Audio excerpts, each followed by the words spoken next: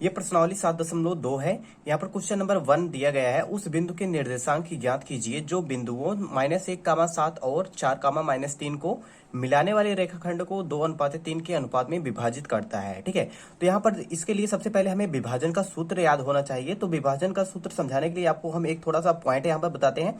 मान लेते हैं ये पॉइंट ए है और जिसका निर्देशांक कितना है x1, y1 है। ठीक है, x1, y1 है। और एक दूसरा यहाँ पर पॉइंट है जिसका नाम क्या है, b है। इसका निर्देशांक x2, y2 है। ठीक है, x2, y2 है।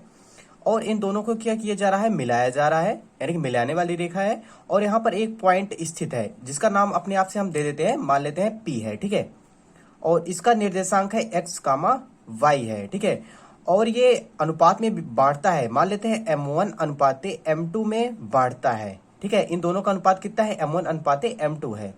तो हमें अगर इसका निर्देशांक पता करना है, बिंदु P का निर्देशांक पता करना है, तो इसके लिए सूत्र जो होता है, यहाँ पर पहले x कोऑर्डिनेट के लिए हम लिखते हैं।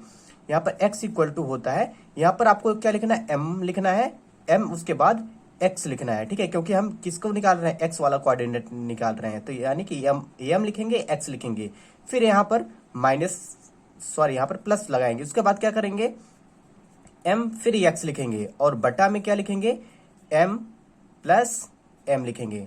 अब यहाँ पर ये आपको थोड़ा समझना है, ट्रिक टाइप है याद करने के लिए। यहाँ पर सूत्र को यहाँ पर पहले क्या लिखेंगे, 1 2 फिर 2 1, इसी का उल्टा। ठीक है, यहाँ पर 1 2, बस यही इसका सूत्र हो जाता है, x निकालने का सूत्र। इसी तरीके से y निकालने का भी सूत्र बनाया जाता है, y कोऑर्डिनेट को। तो यहाँ पर y इक्वल टू जो बनता है वो m1 y2 plus m2 y1 अपान m1 प्लस m2। ठीक है, यहां तक की बात क्लियर है। आगे देखते हैं। अब यहाँ पर क्वेश्चन पे आते हैं। क्वेश्चन में जो दिया गया है वो हमें क्या दिया गया है, दो बिंदु हैं जिसका नाम कितना है, -1, 7 है। यानी कि x1 के स्थान पे कितना है, -1 है और y1 के स्थान पे कितना है, 7 है।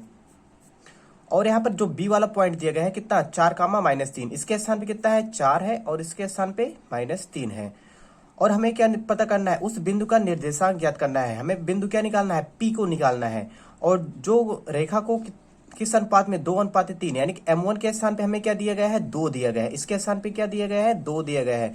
और m2 के स्थान पे कितना है, 3 है। ठीक है, यहाँ तक की बात क्लियर है। अब यहाँ पर सूत्र पे रखेंगे तो हमें x निकालना है यहाँ पर P के लिए। ठीक है, x कोऑर्डिनेट। तो यहाँ पर सूत्र पे रखेंगे, m1 के स्थान पे कितना रखना है, 2 रखना है।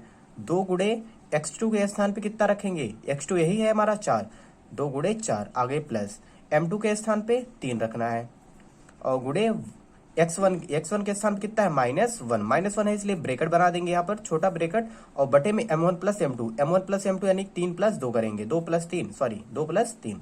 तो यहाँ पर आ जाएगा ये 4 दूना कितना हो गया, ये 8, और ये प्लस माइनस हो जाएगा। और यहाँ पर 3 का कितना, 3 बटे कितना, ये 5 हुआ। यहाँ पर 8 - 3 करेंगे कितना आएगा, 5, 5 बटा 5, 5 से 5 कट जाएगा। तो यहाँ पर x बराबर कितना आ गया, 1 आ गया। ठीक है, x कोऑर्डिनेट हमारा कितना है, 1 आया। अब क्या निकालेंगे, y कोऑर्डिनेट यहाँ से निकालेंगे, y बराबर यहाँ पर m1 के स्थान पे कितना, 2 रखेंगे और गुणे y2 के स्थान पे कितना है, -3 है, इसलिए छोटा ब्रैकेट बनाएंगे, प्लस m2 के स्थान पे कितना है, 3 है, 3 गुणे y1 के स्थान पे कितना है, 7 है। तो यहाँ पर 3 गुणे 7 करेंगे, बटा कितना, m1 प्लस m2, यानी कि 2 प्लस 3, m1 प्लस m2। यहाँ से आ गया ये -6 और प्लस 7 कितना हो गया, 21 बटा 3, 2 5, और यहाँ पर 21 में से 6 घटाएंगे। ठीक है, तो यहाँ पर कितना आ जाएगा, 15 बटे कितना, 5 से कटा 5 या 15। y बराबर कितना आ गया, यहाँ पर आपको दिख रहा होगा, y इक्वल टू कितना आ गया, 3 आ गया। ठीक है, अतः जो p का निर्देशांक है उसका कितना आ जाएगा, 1, 3। ठीक है, अतः बिंदु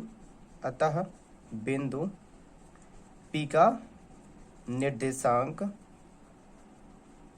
बराबर, पहले x कोऑर्डिनेट लिखते हैं 1, फिर y कोऑर्डिनेट 1, 3, यही इसका क्या हो जाएगा, राइट आंसर हो जाएगा। तो आई होप ये आपको अच्छे से समझ में आया होगा। अपने कॉपी में इसे नोट डाउन कर लीजिए। धन्यवाद।